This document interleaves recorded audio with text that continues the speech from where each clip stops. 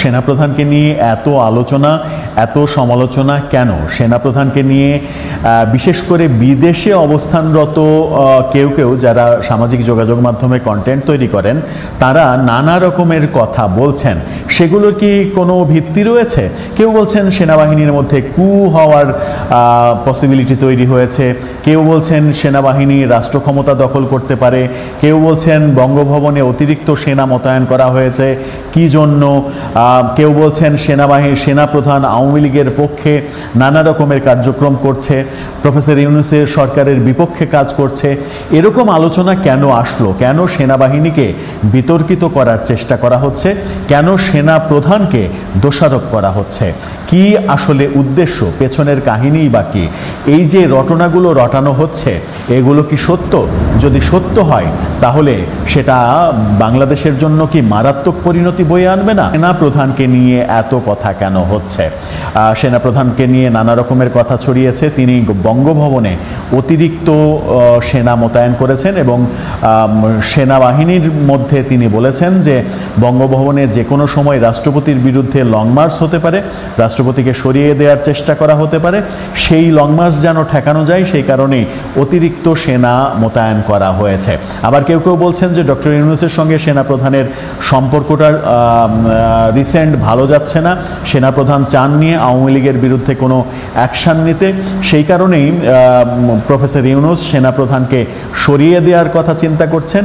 সেটা নিয়ে সেনাপ্রধান বেশ উদ্বিগ্ন এবং সেনাবাহিনীর মধ্যে এক ধরনের জরুরি অবস্থা জারি করে রেখেছেন আনঅফিসিয়ালি, যেন সেনাবাহিনী 10 মিনিটের নোটিসে মুভ করতে পারে এরকমভাবে প্রস্তুত করে রেখেছেন। সবগুলোই আলোচনা, কিন্তু এই আলোচনাগুলো কেন হচ্ছে? এর পেছনের কোনো ভিত্তি কি আছে? এদিকে সেনাপ্রধানের ব্যাপারে সাংবাদিক ইলিয়াস হোসেন আমেরিকা থেকে সামাজিক যোগাযোগ মাধ্যমে লিখেছেন যে ফ্যাসিবাদপন্থী কিছু সেনাপতি রাষ্ট্রদ্রোহিতার চেষ্টায় লিপ্ত। আওয়ামী লীগের কার্যক্রম নিষিদ্ধ হওয়ার পর সেনাপ্রধানের নেতৃত্বে কিছু জেনারেল আতঙ্কিত হয়ে পড়েছেন। তারা এখনও ইন্ডিয়ার প্রভাবের অধীনে কাজ করছেন। সীমান্তের ওপার থেকে নির্দেশ পেয়ে জেনারেল ওয়াকারুজ্জামান সোমবার বঙ্গভবনে বেআইনি সেনা সমাবেশ ঘটিয়েছেন। উদ্দেশ্য ছিল রাষ্ট্রপতি চুপ্পুকে দিয়ে অন্তর্বর্তীকালীন সরকারের বিরুদ্ধে জোর করে কোনো ঘোষণা দেওয়ানো।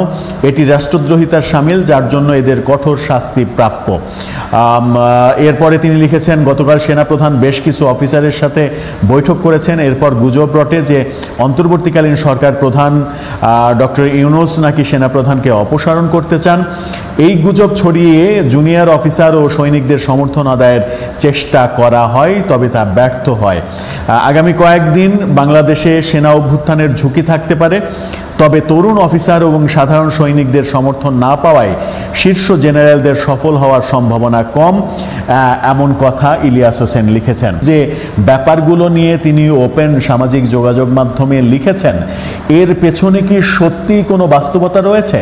ব্যাপারগুলো কি সত্য, কিংবা সত্যের আংশিক হলেও কি এর বাস্তবতা রয়েছে? যদি থাকে তাহলে সেটা বাংলাদেশের জন্য খুব একটা সুখকর নয়। আবার দেশপ্রেমিক সেনাবাহিনীকে বিতর্কিত করাও কোনোভাবে শুভবুদ্ধির উদয় বলেও মনে করেন না বিশ্লেষকরা।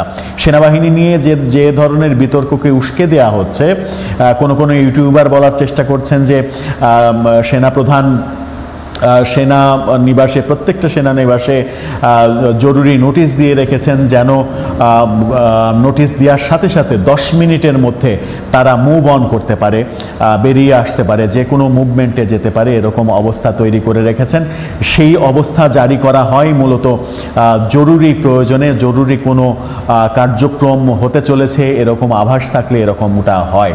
আদতে এই যে আলোচনাগুলো, এই আলোচনাগুলোর কি কোনো ভিত্তি রয়েছে, নাকি শুধুমাত্র সেনাবাহিনীকে কিংবা সেনা প্রধানকে বিতর্কিত করার জন্যই এগুলো সামনে আনা হচ্ছে এবং এক ধরনের চেষ্টাও চালানো হচ্ছে যেন সেনাপ্রধানকে সরিয়ে দেয়া যায়? সেনাপ্রধানকে সরিয়ে দিলে কি কোনো পক্ষের লাভ হবে? কিছুদিন আগে হাসনাত আবদুল্লাদের কর্মকাণ্ড সেনাপ্রধানের বিরুদ্ধে, সেই কর্মকাণ্ডের পরে আমরা জেনেছিলাম যে সেনাবাহিনীর ঐক্য তৈরি হয়েছে প্রচণ্ডভাবে।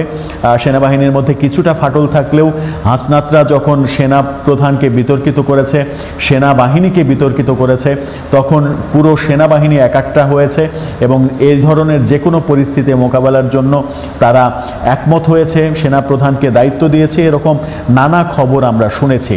কিন্তু বাস্তবতা, আসলে ক্যান্টনমেন্টের ভেতরের বাস্তবতা বুঝে ওঠাটা খুব মুশকিল।